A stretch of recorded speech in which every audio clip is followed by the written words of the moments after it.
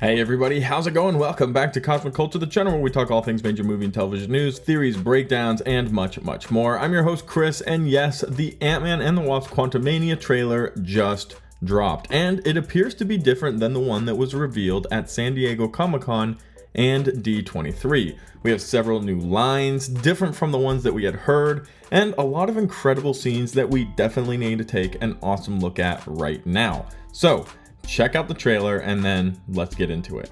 If you haven't already, consider subscribing and turning on that notification bell so you don't miss out on any of the other major movie and television news updates happening daily here on the channel. You can also follow me on my other socials, Instagram at Chris M. Rosser and Twitter at TheCultureChris. Links to both are in the description down below.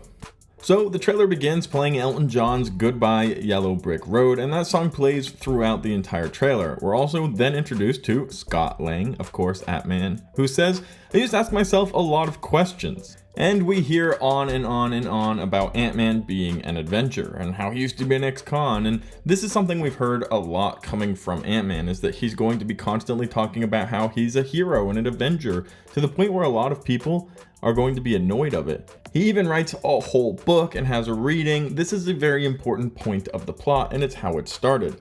But then we also see that people say thank you Spider-Man, that he doesn't get the recognition from the public that he clearly thinks that he deserves after being ex-con turned into Avenger. And he also, in his own mind and also in the mind of the public potentially, saved the day by coming out of the quantum realm and then going and telling everybody about time travel and making all of that happen in Avengers Endgame.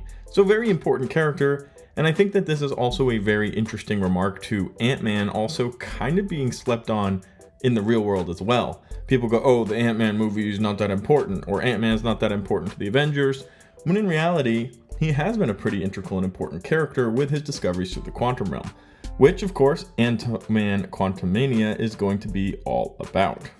They jump on from this point of the story to a different part, and that's Cassie Lang, Scott's daughter, creating a beacon, a satellite for the quantum realm that's going to throw out some type of signal to try to get some type of response. Now Cassie thinks she's helping people, but Janet quickly says to shut it off, but before she has a chance to, they all get sucked into the quantum realm. Now hopefully this happens very early on in the movie. I think people want to see these scenes happen frequently. I mean, look how gorgeous this is, the moment where it seems like they've first been sucked into the quantum realm, and there's all of this lava and rocks and colors all over the place. And I think for sure if we get a Multiverse of Madness scenario, people are going to be disappointed. Now what I mean by the Multiverse of Madness scenario is that there wasn't really a whole lot of Multiverse of Madness happening in Multiverse of Madness. We didn't see nearly as many variants or different universes as we would have liked to have seen, and I think everybody can agree that was one of the more disappointing parts of the entire movie, that it was really jump through a bunch of universes really quickly, hang out at 838, kill all of the people on that council over there, and then jump back over to our Earth. And that was all the Multiverse of Madness we got. Now with a title like Multiverse of Madness, you would have expected to see tons of different universes and have a lot of different variants grouping together for something. Now we'll be getting that eventually with Secret Wars and more Multiverse Madness coming with Loki and much more, but it was disappointing for that specific movie. Now if Quantumania turns out to not actually be Quantumania and it turns out to be Quantum a couple seconds in the quantum realm, people are going to be disappointed, and absolutely it's going to be a huge letdown for the film. However, this trailer seems to show us, and trailers are always deceiving, but that we will be spending a significant amount in the quantum realm. In fact, we get our first actual introduction to Kang the Conqueror that's going to be in this movie, because the first Kang we were introduced to was somebody completely different, although a different variant, He Who Remains, who was trying to keep at bay, presumably again, this Kang the Conqueror. Now, what we hear is a lot of dialogue about the place and what Ant-Man thinks and all of the different things that Kang is able to provide for Ant-Man. Kang simply says, I can get you home and I can give you more time if you help me. Now, it sounds like he's going to need to help recover something for Kang, he being Scott Lang and his team.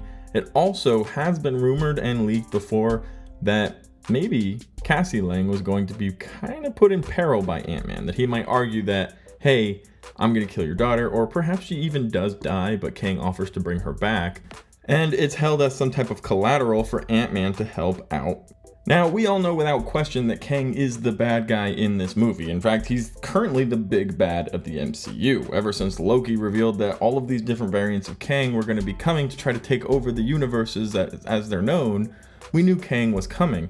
Kang Dynasty, the next Avengers film, has already been announced, so we know Kang's going to be around for a while. And even if, in this movie, Kang gets defeated by Ant-Man and his team, there are more Kangs. They will come in a unlimited number, and they will always be smart, and they will also always be capable.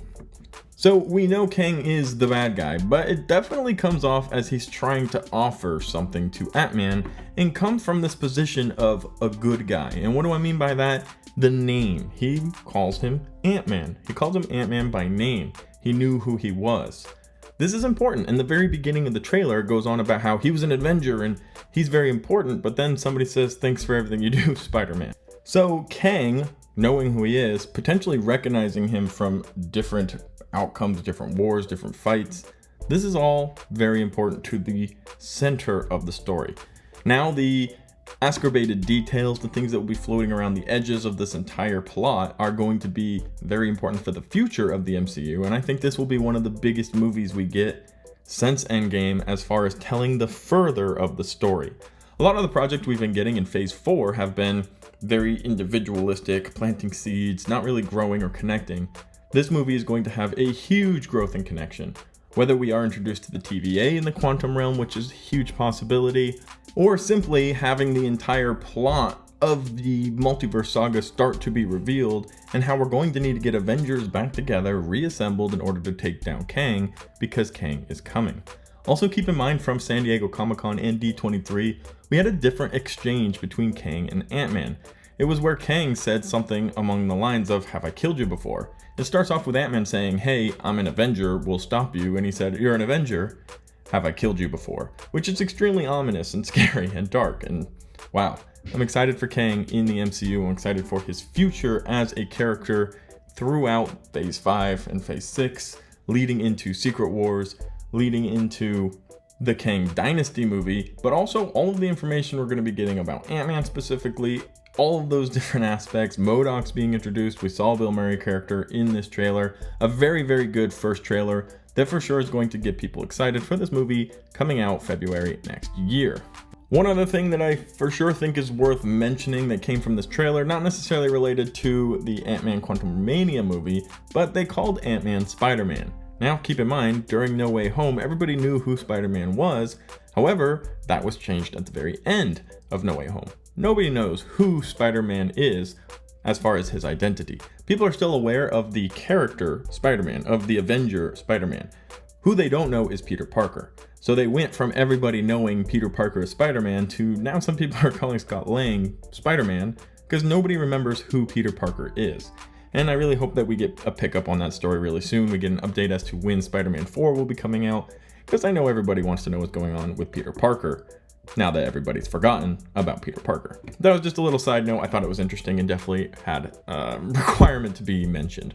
Let me know your thoughts about this trailer in the comment section down below. What did you immediately notice? What popped out to you? Thank you guys so much for watching till the very end of the video. If you found it helpful, useful, or entertaining, consider subscribing and turning on that notification bell.